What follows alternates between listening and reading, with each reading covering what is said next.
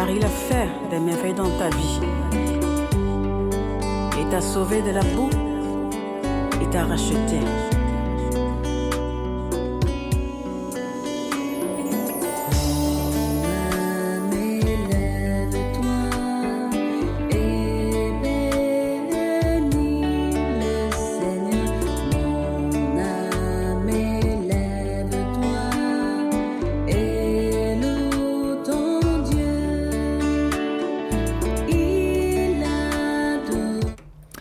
Chers amis, bonsoir et joie nouvelle de se retrouver sur les ondes de la 100.3, 17h00 en ce 29 décembre 2025 et nous sommes en train de réfléchir en ce jour, c'est le 29 décembre, c'est pas le 27, le 27 c'est normalement la fête de l'apôtre Saint Jean, le seul apôtre qui n'est pas mort martyr. Je vous pose une question, j'espère que vous serez capable de répondre. Combien parmi les apôtres ont le récit de leur mort dans les Écritures ? Parmi les 12 apôtres. Combien parmi les 12 apôtres sont morts et dont le récit est raconté dans les Saintes Écritures ? 2 sur 12.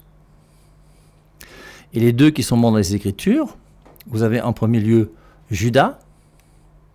Alors Judas, tout le monde sait, n'est-ce pas, qu'il s'est pendu, mais c'est intéressant quand même de lire Actes chapitre 1, et vous allez réfléchir vous-même, moi je ne vais pas vous dire, parce qu'il faut que vous-même vous commenciez à réfléchir un peu.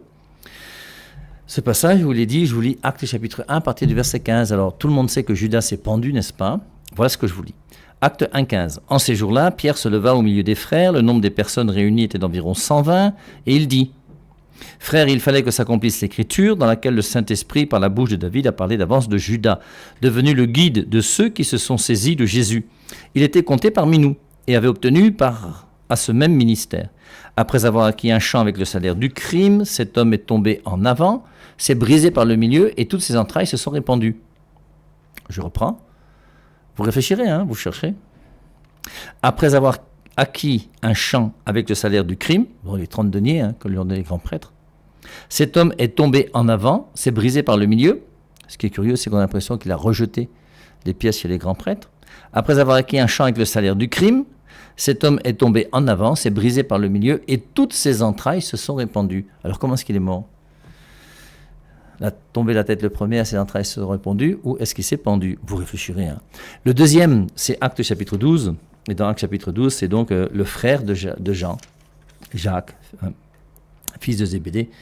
Vers ce temps-là, je vous lis Actes chapitre 12, verset 1. Vers ce temps-là, le roi Hérode porta les mains sur quelques membres de l'Église pour les maltraiter et fit mourir par l'épée Jacques, frère de Jean.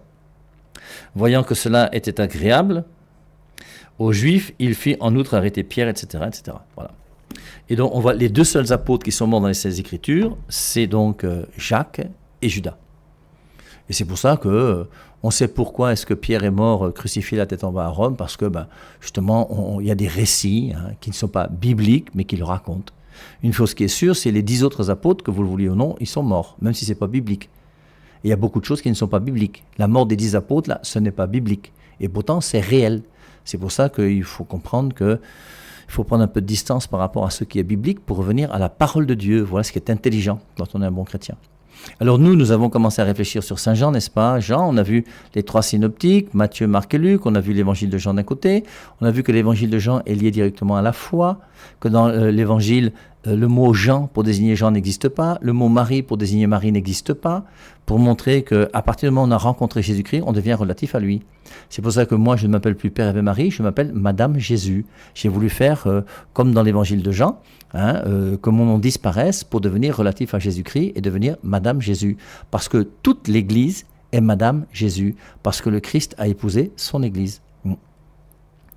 Et on a vu donc, on n'a pas vu la première épître de Jean, mais on aurait pu le voir. On a quand même lu dans la première épître de Jean un verset qu'il faut retenir, Jean 3,16, tout le monde connaît. Dieu a tant aimé le monde qu'il a donné son Fils unique afin que quiconque croit en lui ne périsse pas mais qu'il ait la vie éternelle. Et la première épître de Jean, chapitre 3, verset 16, Dieu est mort pour nous et nous devons être capables de mourir pour nos frères. Et c'est le grand chapitre, le grand texte de Saint Jean sur la charité. C'est la première épître de Jean qui a 5 chapitres, où 2 fois il est dit que Dieu est amour. C'est le seul passage de la Bible où il est dit que Dieu est amour. Et ce soir, donc, on a décidé ensemble de réfléchir un peu sur l'évangile, sur l'Apocalypse. Alors, on a vu que la première épître de Jean, c'est lié à la charité. L'évangile de Jean, c'est lié à la foi. On a même lu le passage qui dit que ceci a été écrit afin que vous ayez la foi et que par la foi, vous ayez la vie en son nom. Et forcément, l'Apocalypse, c'est l'espérance. Et l'Apocalypse, c'est vraiment le livre de l'espérance par excellence. D'ailleurs, l'Apocalypse commence par la résurrection du Christ. Je vous rappelle que les évangiles, Matthieu, Marc, Luc et Jean, terminent tous par la résurrection. Dernier chapitre de Matthieu, chapitre 28, c'est la résurrection. Marc 16, c'est la résurrection. Luc 24, c'est la résurrection. Et dans Luc 24, on trouve les disciples d'Emmaüs. Matthieu n'en parle pas, et Marc non plus, ni Jean. Mais dans Jean, il y a 3 résurrections du Christ aux apôtres. La première, le jour même de la résurrection, je crois, c'est Jean chapitre 20 à partir du verset 19, où il apparaît aux 10 apôtres, Thomas étant absent et Judas aussi puisqu'il s'est pendu. 8 jours plus tard, il apparaît aux 10 qui sont présents, plus Thomas. Et encore une autre fois, plus tard, il va apparaître dans Jean chapitre 21 à 5 apôtres, plus 2 disciples. Et c'est là où il va dire à Pierre, m'aimes-tu, sois le berger de mon troupeau. Donc, nous avons maintenant donc, le livre de l'Apocalypse qui commence, lui, par la résurrection du Christ. Pour montrer que le Christ est le ressuscité. Vous voyez, vous entrez dans la communauté des chrétiens, et pour ça, il faut beaucoup de courage. Et la raison, c'est laquelle? Celui qui a même annoncé la venue de Jésus-Christ, Jean-Baptiste, lui-même, on lui a coupé la tête. Jésus-Christ, on l'a crucifié. Pierre, le chef des apôtres, est crucifié la tête en bas. Paul, qui se fait apôtre en dehors des 12, on lui a coupé la tête à Rome. Comme Saint Pierre qui est mort à Rome. Tous les autres apôtres sont morts martyrs, sauf un, Jean.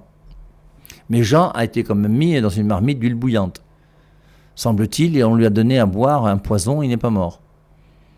Et il est dans l'île de Patmos, persécuté, donc dans l'île de Patmos, il est en exil. Quand on envoie quelqu'un en exil, c'est qu'il n'est pas, il est persona non grata, comme on dit en latin. Il y a une personne qui n'est pas bien là où on l'a chassé. Quand on envoie quelqu'un en exil, c'est qu'il n'est plus bien dans son pays. Et lui, quelque part, il a été mis en exil parce qu'on ne veut plus de lui. Il est persécuté à cause de Jésus-Christ. Et dans cet exil, il reçoit donc la révélation de ce livre qu'on appelle l'Apocalypse. Et l'Apocalypse, alors je vous ai demandé, on ne va pas lire Apocalypse 1, 2 et 3. On pourrait le faire si vous voulez, moi je n'ai pas de souci. Je vous dis, j'ai déjà commenté moi Apocalypse en entier, donc vous pouvez reprendre tout ce qu'on a été dit sur l'Apocalypse, verset par verset, ce qui est compliqué à faire. Et là, on va prendre la vision du Christ au ciel, le trône céleste. Alors, je vous lis donc dans la traduction Louis II d'abord, parce que c'est celle avec laquelle j'ai le plus travaillé dans ma vie. C'est pour ça que j'arrive aujourd'hui, maintenant que je suis à la radio avec des traductions catholiques, à contredire cette traduction malheureusement protestante qui a quelques versets qui sont mal traduits, mais dans l'ensemble, c'est quand même pas très mal traduit, Louis II. La seule chose, c'est qu'il y a 7 livres en moins, c'est ça qui est quand même dommage. Mais il y a quand même Jean 1.1, au commencement était le Verbe, et Luc 1.28, je suis pleine de grâce, qui sont quand même des erreurs graves que nous devons soutenir et maintenir, malheureusement, parce qu'il y a quand même une malhonnêteté dans la fausse traduction de ces 2 versets. Après cela, je regardais et voici une porte ouverte dans le ciel. Telle une trompette, la première voix que j'avais entendue me parler dit « Monte ici et je te ferai voir ce qui doit arriver dans la suite ». Alors quelque part, avec Apocalypse chapitre 4, on entre dans l'Apocalypse. Alors Apocalypse chapitre 1, c'est déjà l'Apocalypse, mais c'est la vision du Christ ressuscité. Et c'est normal parce que si le Christ n'est pas ressuscité, notre foi est vaine. Donc toute notre foi repose sur la résurrection du Christ. Et c'est pour ça qu'on est dans l'essentiel avec l'Apocalypse. C'est pour ça que moi j'ose dire, même comme j'ai des confrères même de ma congrégation qui m'ont dit qu'il ne faut pas dire ça, mais c'est pas grave, je le dis quand même, que l'Apocalypse pour moi est le plus beau livre de la Bible. Pour moi personnellement, c'est mon avis personnel que je vous donne, l'Apocalypse est le plus beau livre de la Bible. Parce que dans l'Apocalypse, tu retrouves tout. On n'aura pas le temps de voir Apocalypse chapitre 6, les sceaux. Mais dans les 4 premiers sceaux, le cheval blanc qui s'ouvre avec une voix de tonnerre, puis le cheval rouge-feu, puis le cheval noir, puis le cheval verdâtre. Ces 4 premiers chevaux, pour moi, correspondent au début du livre de la Genèse. Genèse 1 à 11. Où Genèse chapitre 1 et 2, il y a la création. Et après la création, il y a Genèse chapitre 3. Et ça, Genèse chapitre 3, c'est le premier sceau qui est ouvert.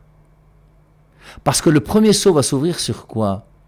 Le premier sceau va s'ouvrir par l'agneau. Et l'agneau, c'est le Christ dans son mystère de rédemption. C'est le Christ en tant qu'il meurt sur la croix. Et le Christ en tant qu'il meurt sur la croix est victorieux de qui? Du diable qui a commis le péché originel.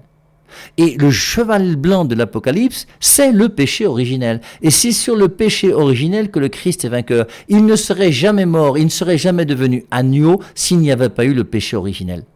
Et il est victorieux du péché originel. Genèse chapitre 3, le péché originel.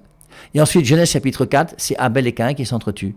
Et si vous lisez le deuxième cheval dans Apocalypse chapitre 6, le cheval rouge-feu, il a une épée pour que les gens s'entrégorgent. Et juste après le péché originel de Genèse chapitre 3, on a Genèse chapitre 4, Abel et Caïn qui s'entrégorgent. Et il y a un lien pour moi entre les 4 premiers sceaux et les 11 premiers chapitres de la Genèse. C'est un livre formidable, l'Apocalypse. Et quand on rentre dans l'Apocalypse, on découvre tout le plan de Dieu sur l'homme et sur la femme. Tout est présent dans l'Apocalypse. L'Apocalypse, c'est le livre qui résume d'une manière parfaite tout le plan de Dieu, et j'ai envie de dire toute l'économie divine, tout le plan du salut. Lisons Apocalypse chapitre 4. Alors, Apocalypse chapitre 1, le Christ en gloire. Après que le Christ est en gloire, donc le Christ glorieux, donc notre victoire. Nous sommes victorieux parce que le Christ est mort pour nous et il est ressuscité. Et Apocalypse chapitre 1, c'est la victoire par excellence. Et l'Apocalypse, c'est le livre de la victoire parce que nous croyons que le Christ est réellement ressuscité. Et maintenant, cette résurrection du Christ va passer comment? Apocalypse 2 et 3. Le reproche aux 7 églises. Éphèse, Smyrne, Pergame, Thyatire, Sardes, Philadelphie, Laodicée. Et on voit les 7 églises qui sont présentes. Et chacune des 7 églises, pour moi, on ne va pas le faire aujourd'hui, est liée à chacun des 7 dons du Saint-Esprit. Et Jésus-Christ montre comment il veut, lui qui est ressuscité, que son église rayonne des 7 dons. Et c'est pour ça qu'il y a les reproches aux 7 églises. Et c'est pour ça qu'on comprend qu'une fois que le Christ est ressuscité, il a besoin de son église. Sans l'église, il n'y a pas de parole de Dieu transmise sur la terre. Sans l'Église, il n'y a pas de Bible. Sans l'Église, il n'y a plus rien. Il n'y a plus que des églisettes avec des omelettes et des biblettes qui vous trompent et pour faire de vous des chrétiens ridicules et bêtes. C'est tout. C'est pour ça que l'Apocalypse, c'est absolument génial. Le Christ ressuscité, ensuite Apocalypse 2, 3, l'Église. Parce que sans l'Église, il n'y a pas la parole de Dieu. Sans l'Église, il n'y a pas l'Eucharistie, comme on l'a vu dans l'Évangile de Jean tout à l'heure. Ensuite, maintenant, le reproche aux 7 églises. Et maintenant, on rentre, j'ai envie de dire, on est déjà dans l'Apocalypse, mais on entre pleinement dans le thème de l'Apocalypse avec cette vision, une porte qui s'ouvre dans le ciel. Et Saint Jean va voir quelque chose que nous, on ne voit pas. Une porte s'ouvre dans le ciel et il voit des choses qu'il va nous transmettre. Après cela, je regardais, et voici une porte ouverte dans le ciel. Telle une trompette, la première voix que j'avais entendue me parler dit « Monte ici et je te ferai voir ce qui doit arriver dans la suite. » Aussitôt, je fus ravi en esprit. Et voici qu'il y avait un trône dans le ciel. Donc le trône est dans le ciel. Je dis ça pour les témoins de Jéhovah, afin qu'ils sachent que la grande foule est à côté du trône, dans le ciel. C'est Apocalypse chapitre 7, à partir du verset 9, s'ils connaissent un petit peu la Bible. Aussitôt, je fus ravi en esprit, et voici qu'il y avait un trône dans le ciel.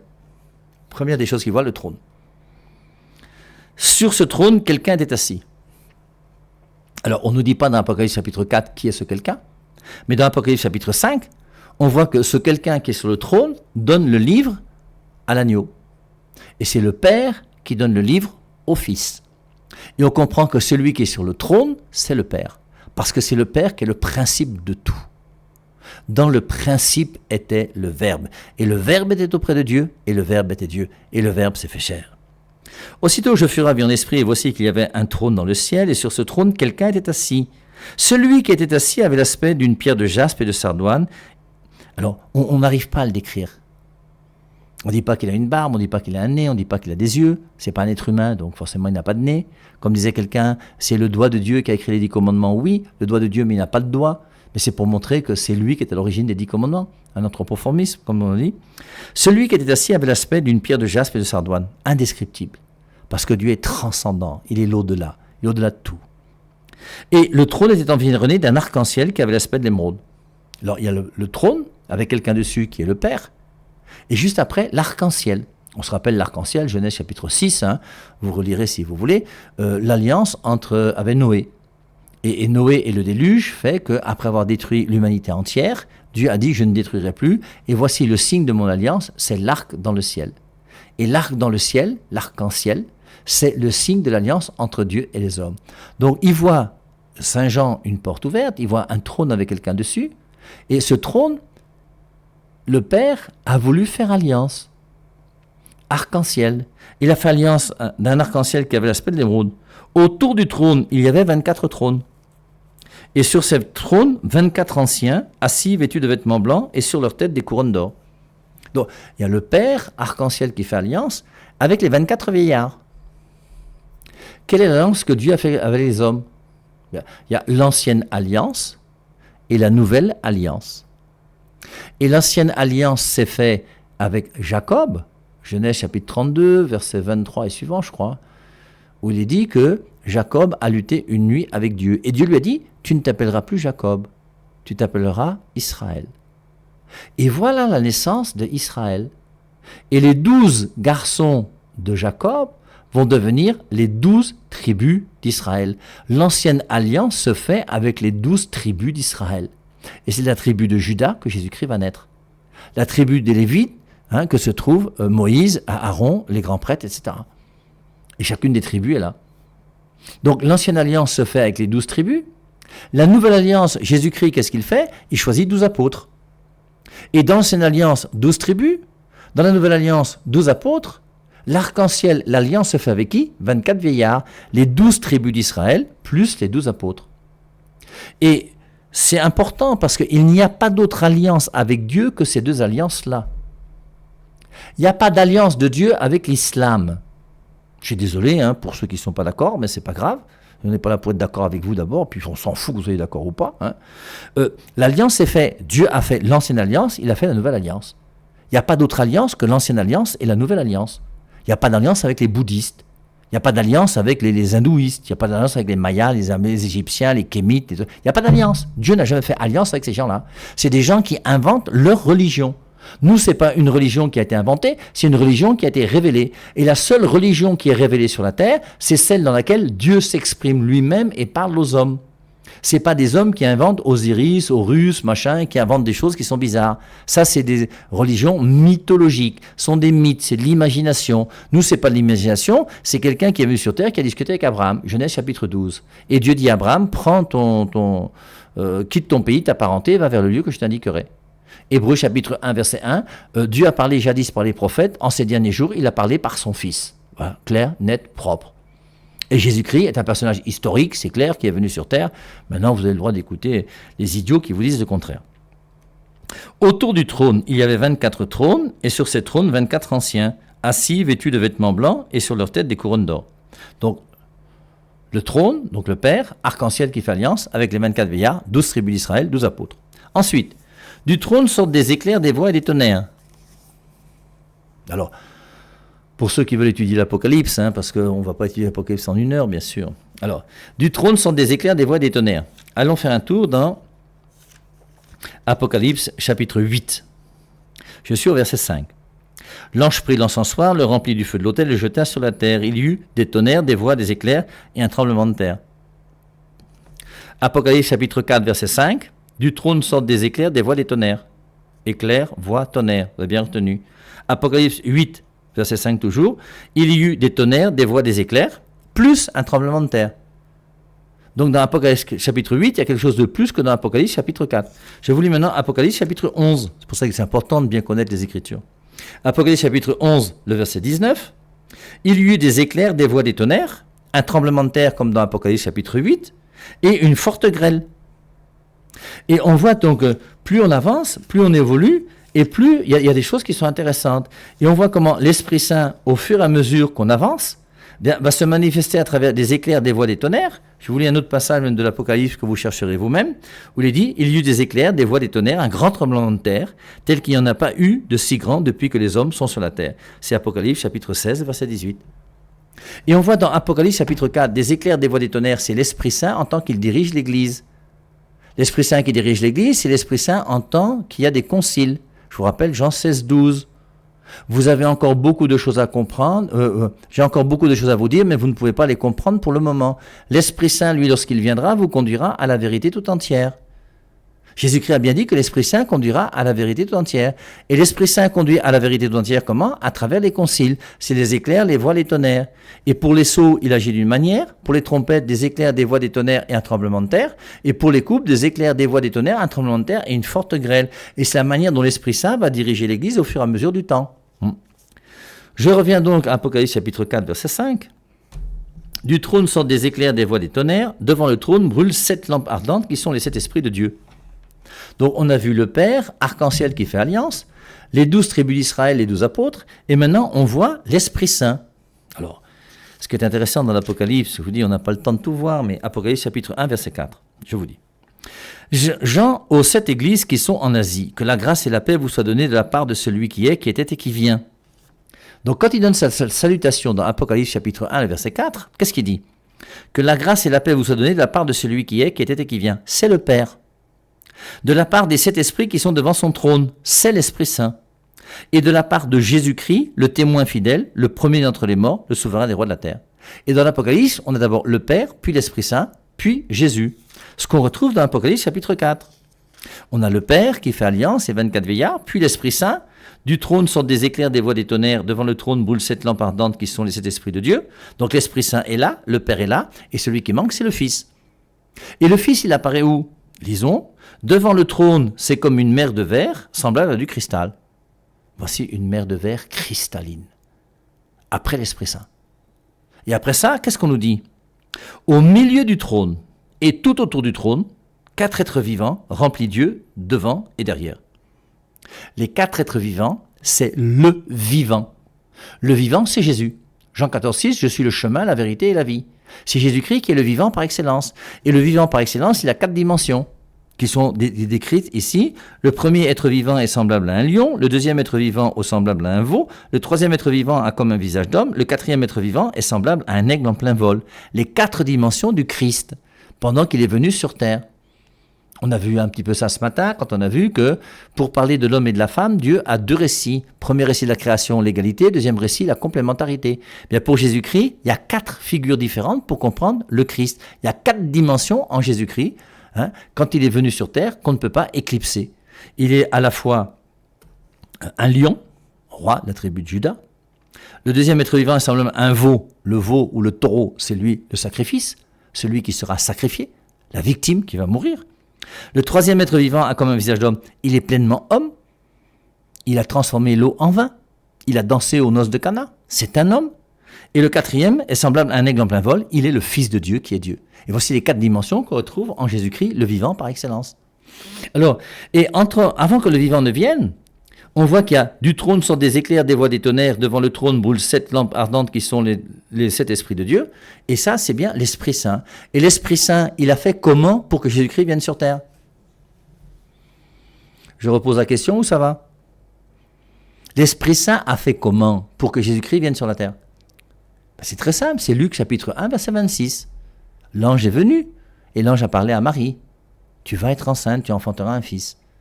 Il sera le Fils de Dieu. Comment cela va-t-il se faire? Je suis vierge. T'inquiète pas, l'Esprit Saint viendra sur toi. Et après l'Esprit Saint, il y a la mer de cristal. Et la mer de cristal, c'est Marie. Et l'Esprit Saint, c'est par la mer de cristal, par Marie, qu'elle a permis à Jésus-Christ de venir sur terre dans son mystère d'incarnation. Et dans son mystère d'incarnation, avec ces 4 dimensions qui font partie de Jésus-Christ dans tout ce qu'il est. Et on comprend à travers ce passage de l'Apocalypse chapitre 4, comment tout le plan de salut est présent dans ce chapitre pour nous. Allons dans l'Apocalypse chapitre 5. Puis je vis dans la main droite de celui qui était assis un trône, un livre écrit en dedans et en dehors, scellé de 7 sceaux. Et je vis un ange puissant qui proclamait d'une voix forte, « Qui est digne d'ouvrir le livre et d'en rompre les sceaux ?» Il y a un livre scellé que personne ne peut ouvrir. C'est le salut qui est proposé aux hommes, mais qui est scellé à cause du péché originel. Adam et Ève ont désobéi à Dieu. Ils avaient droit au salut dans le jardin d'Éden. Dans Genèse chapitre 2, il y a un arbre au milieu du jardin qu'on appelle l'arbre de vie, qui aurait donné la vie divine à Adam et Ève et qu'ils auraient sauvés. Mais ils ont refusé d'obéir à Dieu, ils ont préféré obéir au diable. Et obéissant au diable, ils ont été chassés du jardin. Et il n'y a plus de salut possible pour l'homme. Romains 3, 23, tous ont péché et sont privés de la gloire de Dieu, sauf Marie, Luc 1, 28, parce qu'elle est pleine de grâce. Et comme elle est pleine de grâce, ben forcément, Romains 3, 23 ne s'adresse pas à elle. Mais nul dans le ciel, ni sur la terre, ni sous la terre ne pouvait ouvrir le livre, ni le regarder. Et je pleurais beaucoup parce que nul ne fut trouvé digne d'ouvrir le livre et de le regarder. Et c'est joli de voir les pleurs de Jean. Jean se met à pleurer parce que Jésus-Christ est venu, et malgré le fait qu'il soit venu, eh bien, on voit que le salut n'est pas possible. Parce que le salut se trouve en Jésus-Christ et en Jésus seul. Et c'est pour ça que les Mbutuku des autres églises ont raison de dire que c'est seule la grâce qui sauve, mais pas seule la foi. C'est la grâce seule de Dieu qui sauve. Tu peux être sauvé sans la grâce de Dieu.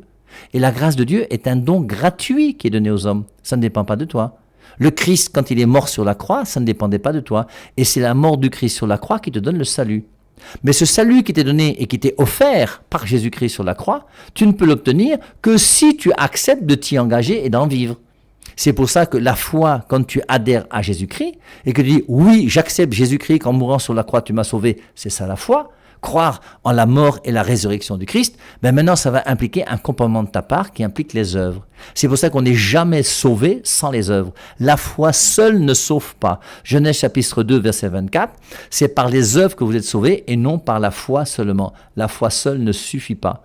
1 Corinthiens chapitre 13 verset 2, si j'ai la foi jusqu'à transporter les montagnes mais que je n'ai pas la charité, je ne suis rien. Jacques chapitre 1 verset 19, tu crois qu'il y a un seul Dieu? Tu fais bien, le diable le croit aussi et il tremble. Et on peut avoir la foi et trembler. Mais quand on a les œuvres, on ne tremble pas. Et je pleurais beaucoup parce que nul ne fut trouvé digne d'ouvrir le livre et de le regarder. Et l'un des anciens me dit, ne pleure pas, voici que le lion de la tribu de Juda, le rejeton de David, a vaincu pour ouvrir le livre et ses 7 sceaux. Et je vis au milieu du trône et des 4 êtres vivants, et au milieu des anciens, un agneau debout qui semblait immolé. Alors, je reviens à Apocalypse chapitre 4 verset 5, parce que j'ai oublié de vous parler de ça. Au milieu du trône et tout autour du trône. Après la mer de cristal, les vieillards sont autour du trône. La mer de cristal est à l'extérieur du trône, devant le trône. Mais les 4 vivants, c'est au milieu du trône et autour du trône. Au milieu du trône, c'est Dieu. À l'extérieur du trône, c'est l'homme. Et le seul qui est Dieu et homme, c'est bien Jésus dans son mystère d'incarnation. Et c'est pour ça que les 4 vivants, c'est bien Jésus Christ dans son mystère d'incarnation. Je vous relis Apocalypse chapitre 4, le verset 6. Au milieu du trône et tout autour du trône, 4 êtres vivants remplis de Dieu devant et derrière. Et donc, ces 4 vivants qui sont Jésus-Christ dans son mystère d'incarnation, apparaissent dans Apocalypse chapitre 5 comme étant l'agneau. Parce que Jésus-Christ qui est né à Bethléem, en naissant à Bethléem, c'est le mystère de l'incarnation, il va venir sur terre et il ne nous sauve pas par son incarnation, il nous sauve par sa rédemption. C'est en mourant sur la croix que nous sommes sauvés et non pas par la naissance de Jésus-Christ. Et c'est pour ça donc, je pleurais beaucoup parce que nul ne fut trouvé digne d'ouvrir le livre. Et l'un des anciens me dit, ne pleure pas, voici que le lion de la tribu de Juda, Jésus-Christ est descendant de Juda, non pas de Lévi, comme se trompe Marcelo Tunasi, qui ne connaît pas beaucoup le catéchisme, il ferait bien de se former un peu. Le rejeton de David a vaincu pour ouvrir le livre et ses 7 sceaux.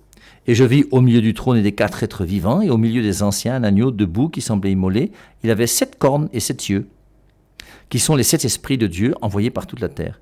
Il va recevoir le livre de la main droite de celui qui était assis sur le trône. Il reçut le livre, et ensuite après c'est l'ouverture des sceaux. Alors, je vous ai raconté un petit peu les 4 premiers sceaux, on ne va pas continuer. Et après les sceaux, donc les sceaux, c'est le mystère de la prédestination. Les sceaux, c'est Dieu qui nous montre comment il agit sans notre consentement. Il nous a créés sans nous.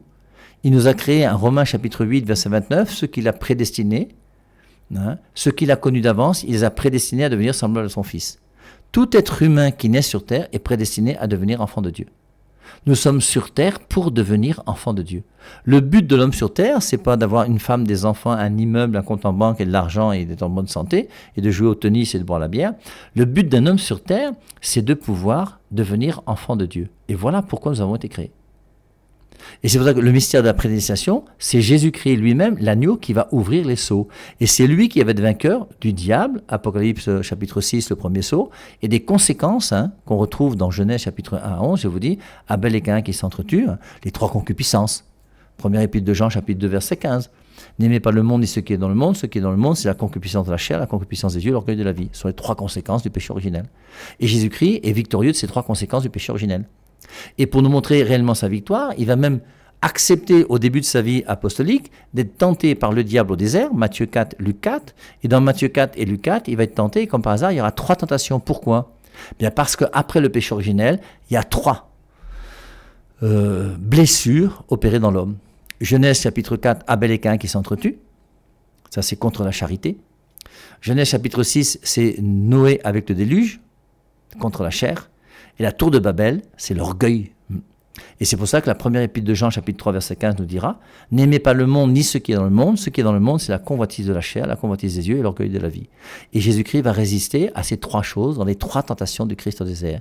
Et c'est pour ça qu'il y a 3 tentations du Christ au désert. C'est magnifique, hein, c'est magnifique. Donc j'espère vous voir, avec ces petites émissions qu'on a fait sur Saint Jean aujourd'hui, vous donner le goût et l'amour de Saint Jean et le goût et l'amour de l'évangile de Jean et de l'Apocalypse de Jean.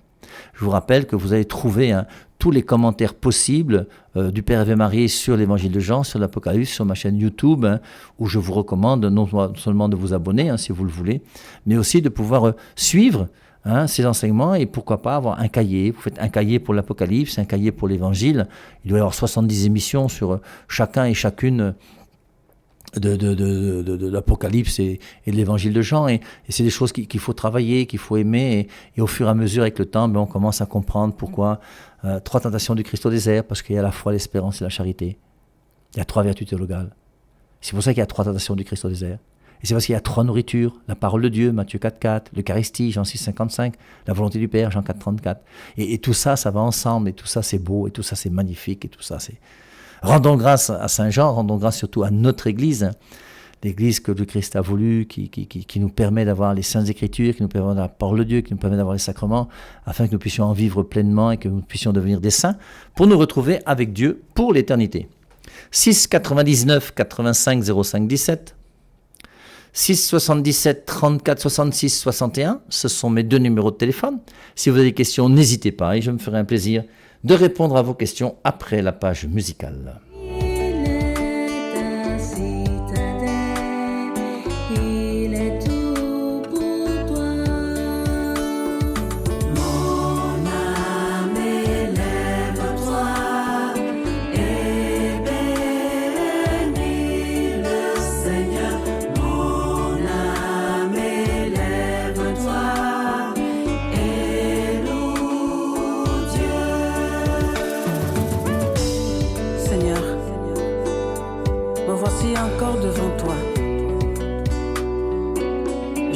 Merci car tu as fait du bien à mon âme.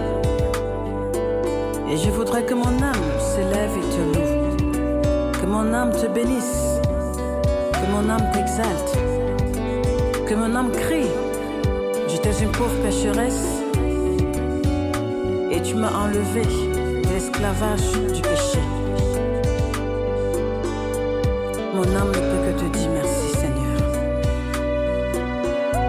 Mon âme ne peut que te louer, car sans toi, elle est née.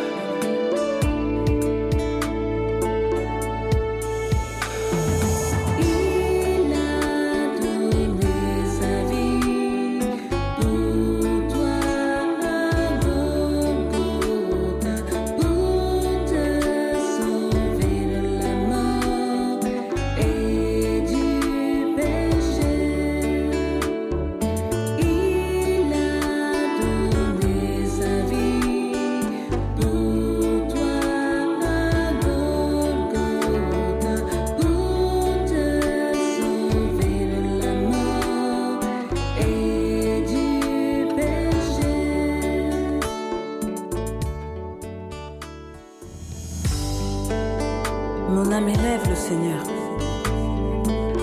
Exulte, car il a fait des merveilles dans ta vie. Il t'a sauvé de la boue, il t'a racheté.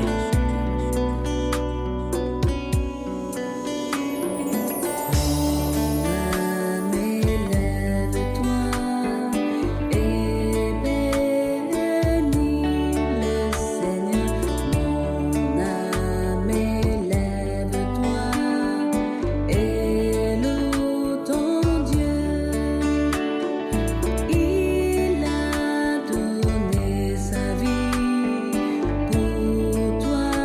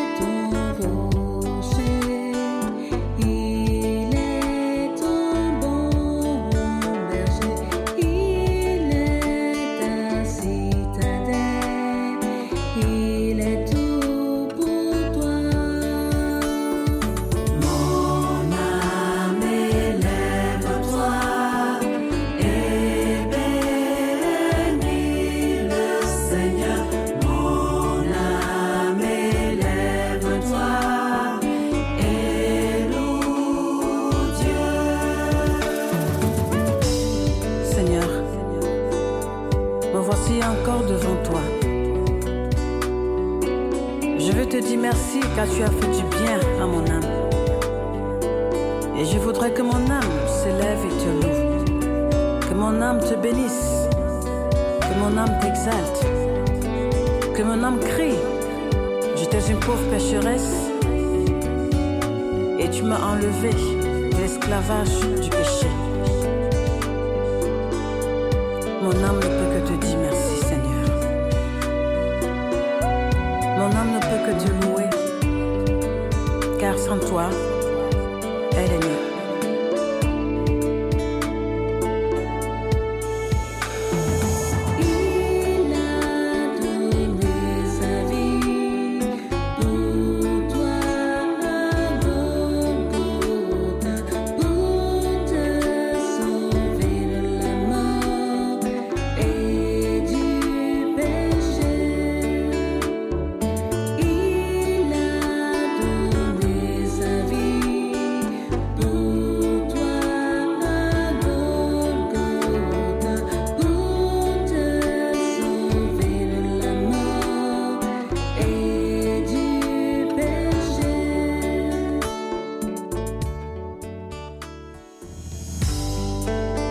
Mon âme élève le Seigneur. Exulte, car il a fait des merveilles dans ta vie. Il t'a sauvé de la boue et t'a racheté.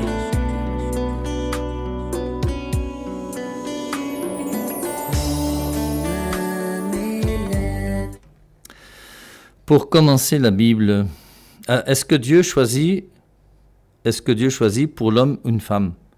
Non, je pense pas, non. Je pense pas qu'on puisse dire que Dieu a voulu de toute éternité que tel homme se marie avec telle femme. Dieu n'a pas voulu de toute éternité que Judas puisse trahir Jésus.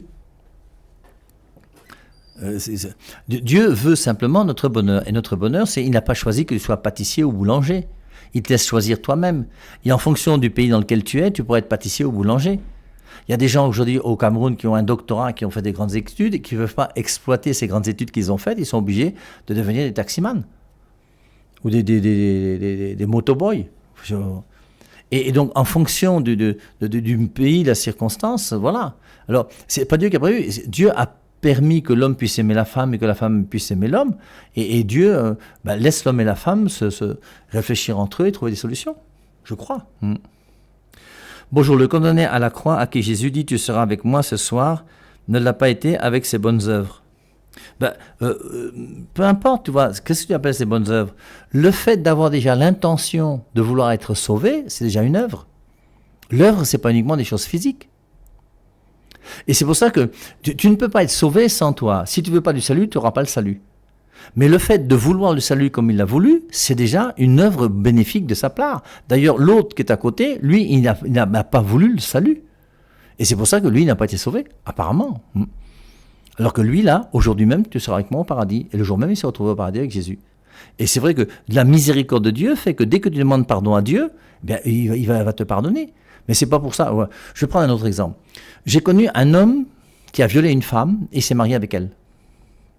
Et c'est pas parce qu'un homme a violé une femme et qu'il s'est marié avec elle qu'il faut violer des filles pour se marier avec elles.